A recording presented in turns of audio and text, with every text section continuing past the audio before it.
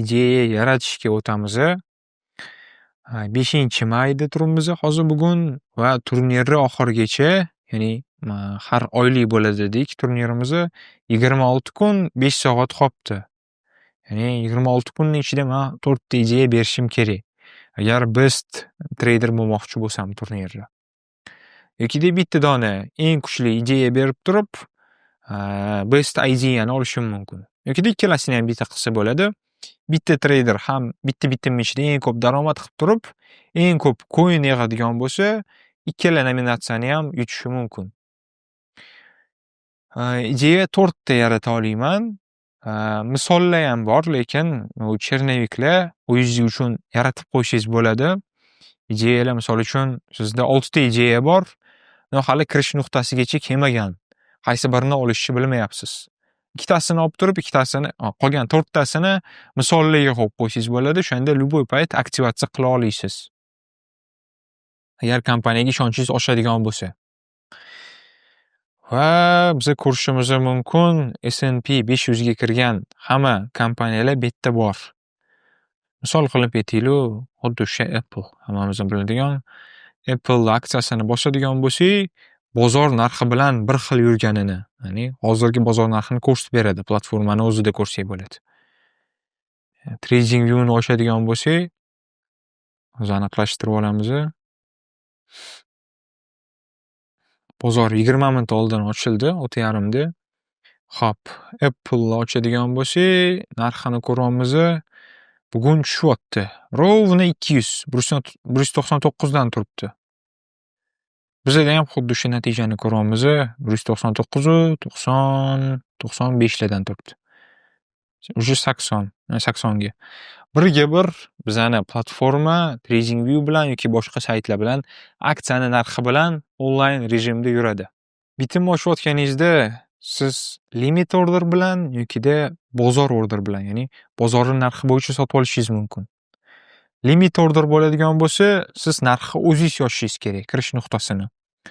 199.5 dan turgan bo'lsa, misol qilib aytaylik, 202 ga chiqqanida men aksiyani sotmoqchiman. Take profit bo'ladigan bo'lsa, 202 dan olsam, misol qilib 210 ga qo'yyapman. Stop loss 195 ga deylik. O'shanda $7 bilan risk qilib turib, men $8 ishlamoqchiman. Salkam birga bir bo'lyapti. Bu o'zi yaxshi emas. O'zgartirishimiz kerak. Grafik bo'yicha qilinadi. Misol uchun qiladigan bo'lsak, misol uchun 200 dan ochamiz, $5 risk qilib turib, biza $15 1ga 3 risk reward bo'lishi tavsiya qilinadi hammaga. Shuning uchun ham 215 ga take profit qo'yamiz. Maksimum depozitdan, ya'ni coinlardan mana hali bitta ham ishlatilmagan 100 ta bor. Bitta ideyaga 97 ta maksimum qo'ysa bo'ladi. Ya'ni bittadan boshlab turib 97 tagacha qo'ya olasiz bemalol. Qanchalik bu bitimga ishonayotganingizga qarab turib o'zingiz tanlaysiz, hal qilasiz. Hammasiga 4 ta ideyaga rovna bo'lib olsa ham bo'ladi, har bittasi 25 tadan qilsa ham bo'ladi. O'zi konservativniroq yo'l bo'ladi. Va shunda kirish, stop loss, take profit narxini va depozitni belgilab turib, xohlasangiz misollarga saqlab qo'yasiz. Xohlasangiz ideyani yaratasiz. Ideyani yaratadigan bo'lsam, hozir menda $200 dan turibdi, o'sha olinib ketadi. 10 sent pastroqda turibdi. Yaratishga bosadigan bo'lsak, men ideya berdim. Va aktivlashganini ko'ryapmiz. O'sha olindi menda. Ideya berdim, o'sha plusda 0.05 foizda plusda turibdi menda o'sha ideyam. Xo'p, bu ideyani foydani belgilash bo'lib turibdi. Siz hozir fiksatsiya qila olasiz. Mashina narxdan foyda turibdi, foydani fiksatsiya qilishni bossam 0.1%, 0.15% bittada fiksatsiya qilishim mumkin. Ya'ni 25 coin tikkan bo'lsam 0.03, 0.04 ishlab olishim mumkin bo'ladi. U juda ham kam, bir necha sekundlarning ichida bo'lyapti bu natija. Xo'p, boshqa ideya ochib ko'ramiz. Endi keling boshqa kompaniya bilan, boshqa order bilan ochib ko'ramiz. Qaysi kompaniya bor? Finalizni ochadigan bo'lsak. Xo'p, bugun bozor tushayotgan ekan. AMD yaxshi o'syapti. Va shu ichiga, grafikka ichiga kirib turib baribir hal qilish kerak. O'zi detalli analiz qilib o'tirmaymiz. Ko'proq более-менее yaxshi turgan sektorlardan texnologicheskiy bo'lib turibdi. Ko'proq o'sayotganlari bor bu yerda. Telekommunikatsiya polniy tushyapti, siklичный sektor polniy tushyapti, finansoviy ham tushyapti. Kecha отчет chiqqanidan keyin Warren Buffett yil oxirida ketaman degandan keyin отчет yaxshi chiqsa ham uni hedge fondi, ya'ni Berkshire Hathaway aksiyasi 6% ga tushayotganini ko'ryapmiz. Shuni o'zi hamma bozorni ortga tortib ketayotgan bo'lishi ham mumkin. Biz ideya berishimiz kerak baribir. Aytaylik, CRM kompaniyasida, ya'ni Salesforce ga ideya berib ko'ramiz. CRM aksiyani narxi 274.6 dan turgan bo'lsa, TradingView'dan ham tekshirib ko'ramiz. 274.6, ya'ni bu yerda ham 1 ga 1 yuribdi. Sentlar bo'yicha ham 1 ga 1 yurgan bo'lishi kerak. Limit orderda emas, bozor narxida ham sotib olsa bo'ladi. O'shanda bu yerda necha ko'rsatilmayotgan bo'lsa, xuddi shu narx bo'yicha sizga olib beradi. Bozor narxi tanlaydigan bo'lsangiz, kirish narxini siz yoza olmaysiz. Chunki limitda yozasiz, qaysi narxdan sotib olishni. Bozor narxida bu narxdan olib beradi dedik. Siz take profitni ko'rsatishingiz kerak. Xo'p, 280 deylik. Va stop lossni qo'yasiz, 272 ga qo'yasiz. Bu yerda ham depozit xohlasangiz ko'proq ishonayotgan bo'lsangiz, yo'kida 25 ta qo'yaylik, misol qilib. Ideyani yaratyapmiz. Ideya yaratdik, уже mana 0 dan turibdi. Ideya yaratildi. Mana bu yerda уже ozgincha o'sayotganini ham ko'ryapmiz 0.04 ga.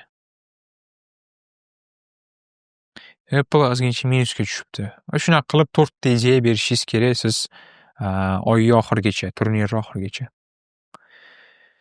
Va oxirgisi statuslar bo'yicha aytishni boshladik. Agar take profit bilan yopilsa, sizda statusda take profit bo'ladi. Marketda ham ikki xilini ko'rib turibmiz. Bozor narxida yopilgan, agar foyda bilan yopilgan bo'lsa, yashil bilan belgilanadi. Agar zarar bilan bo'lsa, qizildan belgilanyapti. Ichiga kiradigan bo'lsak, mana kirish narxi 33.7 dan turibdi. Take profit 37 ga qo'yilgan. Bozor narxidan 36.20 sentdan yopilganini ko'ryapmiz. Ya'ni 75 sent, 76 sent hali yetmagan take profitgacha bozor tushayotgan bo'lsa yoki fikrini o'zgartirib qolgan bo'lsa, salkam 10% daromad bo'lyapti, menga yetadi 10% deb turib, trader yopgan bo'lishi mumkin. O'shanda market bilan yopilyapti. Xuddi shunaqa zarar bilan yopiladigan bo'lsa, market qizil bilan bo'yalgan bo'ladi. Xo'p, o'zimizni bitimlarga qaytadigan bo'lsak, biz ham hozir market bilan yopa olamiz. CRM ozginchaga o'sib beribdi. Ya'ni 0.16% ga o'sgan. Bozor bo'yicha yopadigan bo'lsak, 0.7 bo'lyapti o'zi. 275.20 sentdan yoppamiz. 274.70 lardan olgan edik biz. Xo'p, 274.75 dan olgan ekanmiz. Salkam 50 sentga o'sib beribdi o'zi. Ideya yaratayotganda bitta muhim narsa bor. Tasavvur qiling, Nvidia'ga siz bitim ochmoqchisiz. Limit order bilan ochyapsiz va kirish nuqtasi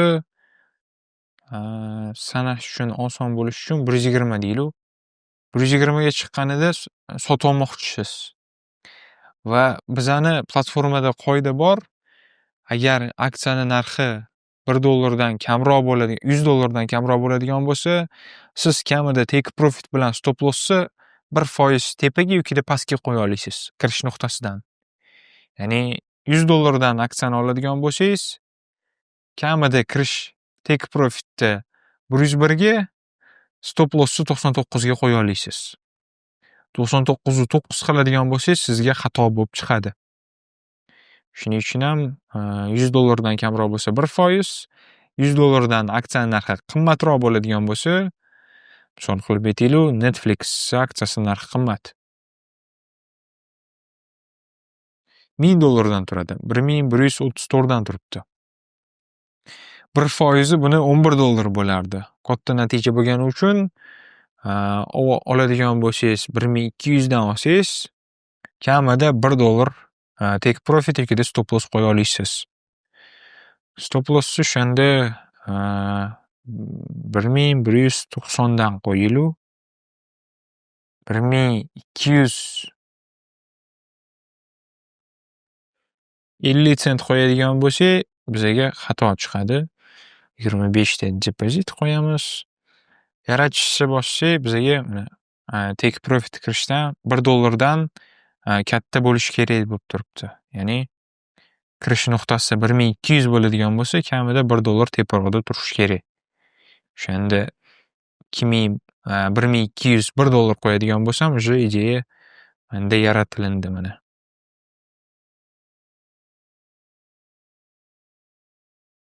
Bu ideya inaktiv bo'lib turibdi menda, hali kirish nuqtasigacha bormagan. Chunki aksiya narxi hali pastda yuribdi. 1200 ga chiqadigan bo'lsa, aktivga o'tadi. Va bu yerda foizda ko'rsatib beradi, unga o'xshab aksiya qanchalik o'zgaryapti. Foydadami, zarardami, bu yerda bemalol ko'rib turishimiz mumkin.